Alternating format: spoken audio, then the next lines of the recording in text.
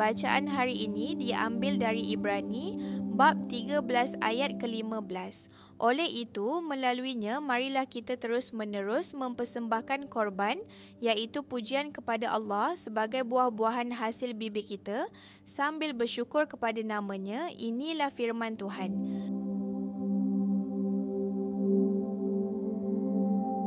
Salam semua, hari ini kita akan merenungkan sebuah janji yang penuh harapan dari Tuhan Allah kita yang tercatat dalam Ibrani 13 ayat 15. Sahabat, saya kurang pasti apakah Anda pernah mendengar tentang ilustrasi bergambar ini, di mana dia menceritakan tentang seorang pejalan kaki yang mulai berjalan kaki, dan pada waktu dia berjalan kaki dia merasakan panas dan lalu sebuah basikal, orang yang penunggang basikal, dan dia katakan, andai kata saya punya basikal itu.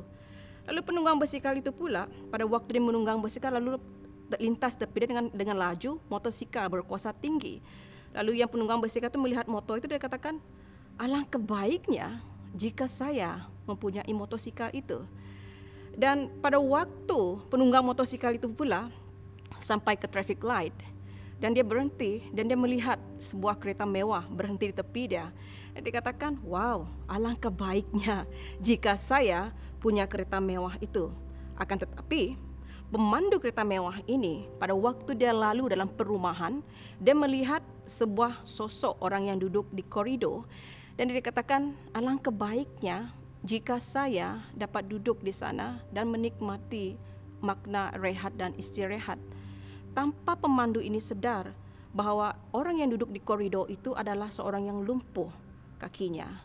Dan orang yang lumpuh itu tadi di kursi roda itu, dia melihat pejalan kaki yang pada mula tadi itu, dan dia katakan, alangkah baiknya jika saya dapat berjalan.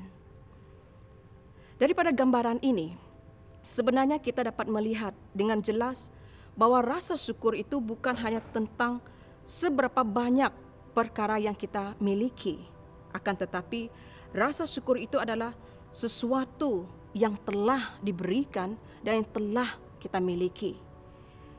Firman Tuhan menekankan tentang konsep pengucapan syukur di sini mengacu kepada sikap hati kita, bahkan tindakan bersyukur ini akan tercermin dalam kehidupan sehari-harian kita, bahkan di tempat ibadah termasuk di tempat kerjanya kita. Dalam pembacaan kita sebentar tadi, Rasul Paulus menasihati agar orang percaya yang ada pada waktu itu selalu mempersembahkan pengucapan syukur mereka kepada Allah. Bukan pengucapan syukur dalam bentuk binatang ataupun korban binatang seperti dalam perjanjian lama, namun pengucapan syukur yang keluar daripada bibir yang memuliakan nama Tuhan. Bahkan pengucapan syukur ini adalah perwujudan rasa syukur atas nikmat yang telah kita perolehi dan yang telah kita rasakan. Sahabat yang saya kasih dalam Tuhan kita Yesus Kristus, betapa baiknya dan ajaibnya Tuhan kita, di mana Dia sanggup meninggalkan taktanya dan turun ke dunia ini menderita, menebus, mengudus dan memulihkan kita sekali untuk selamanya. Dan berkat ini sudah cukup besar dan tidak dapat kita hitung dan selami betapa besarnya kasih Allah ini. Dan ini adalah inti pengucapan syukur saya dan saudara. Ya, memang benar jika kita mengarahkan mata kita di luar sana, ada banyak perkara yang membuat kita tidak rasa puas. Ada banyak perkara yang membuat kita rasakan, kenapa saya tidak memiliki ini, kenapa saya tidak memiliki itu. Dan itu tidak akan pernah terpuaskan. Namun dalam musim Prapaskah ini, kita diajar, kita diingatkan, pengucapan syukur bukan hanya soal berterima kasih atas berkat yang sudah kita perolehi.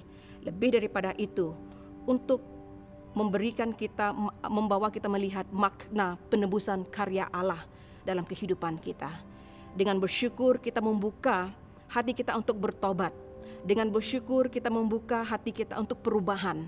Dengan bersyukur kita membuka hati kita untuk bertumbuh lebih dekat kepada Tuhan. Di mana dalam masa pertobatan ini akan membawa kita lebih dekat dan mengingatkan kita bahwa segala sesuatu yang kita miliki, bahkan nafas kita ini sahaja, adalah berkat kasih karunia Allah. Dalam kesederhanaan, kita menemukan kekayaan dalam Tuhan, dalam pengorbanan, kita menemukan kedamaian yang sejati. Itu merupakan berkat yang Tuhan berikan kepada kita. Tuhan memberkati.